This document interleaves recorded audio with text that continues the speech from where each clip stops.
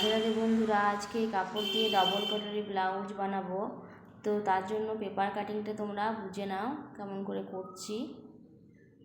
তো লম্বা আমরা নিয়েছি 14.5 আর পুট নিয়েছি 5,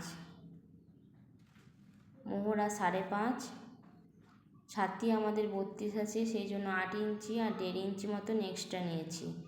আর নিচের পাটেও তাই নিয়ে নেব, সেম ওপরে যা নিয়েছি নিচের পাটেও তাই নিয়ে নেব।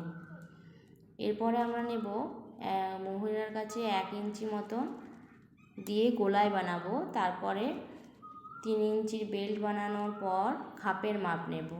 খাপের জন্য 5 ইঞ্চি মতন আমরা লম্বা নেব, আর মহিলার দিক থেকে 2.5 ইঞ্চি, আর এটা গোলা দিক থেকে 2, আর নিচে 2.5 দিক, আর ওপরের থেকে মাপ আছে 6।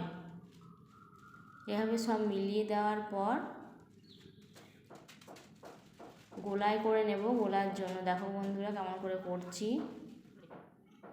1 ইঞ্চি অপর দিক থেকে আর মোহরার দিক থেকে 2.5 ইঞ্চি মতন এই 3টে দাগকে মিলিয়ে দেব খাপের জন্য। বেল্টের পোর্শনে 1/2 ইঞ্চি মতন ওপর দিক থেকে একটু গোলাই করে দিতে হবে। আর নিচের পাটটার জন্য 3 থেকে 2 সুত কম, আর এধার থেকেও 3 থেকে 2 সুত কম, আর মিডিল বরাবর 2.2 সুতে 3টে দাগকে মিলিয়ে দিতে হবে।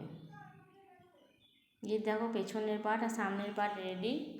তো সামনের পাটটা তোমরা বুঝে নাও। এটা সামনের পাট কাটা হয়ে গেছে। দেখো বন্ধুরা এরকমভাবে কাটতে হবে। তারপরে অস্তরের কাপড়ে খাপগুলোর মাপ একটু করে বাড়াতে হবে।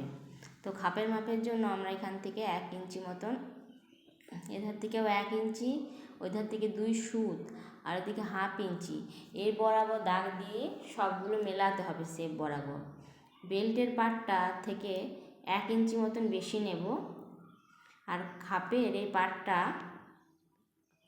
দেখো বেল্টের পাটটা 1 ইঞ্চি বেশি নিচ্ছি। খাপের এই মাপটা মেপে নিয়ে পরে আমরা নিচের পাটটা বের করব। নিচের পাটটা তাই লম্বা থাকবে আর চওড়া থাকবে 3.7। নিচের দিক থেকে 1/2 ইঞ্চি, অপর দিক থেকে 1 ইঞ্চি করে ডাউন দিতে হয়। এভাবে সব পাট কাটা হয়ে গেছে। দেখো বন্ধুরা ব্লাউজ রেডি। কেমন হয়েছে তোমরা জানাবে। Thank you.